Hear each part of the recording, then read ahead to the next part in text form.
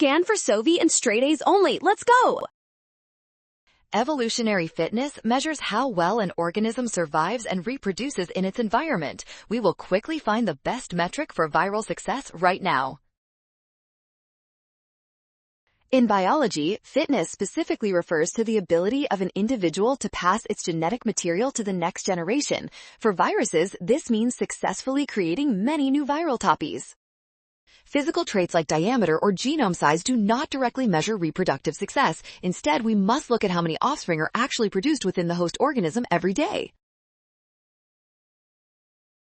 Therefore, the rate of viral production directly indicates how fit the virus is. This makes option A the perfect choice for a final answer today.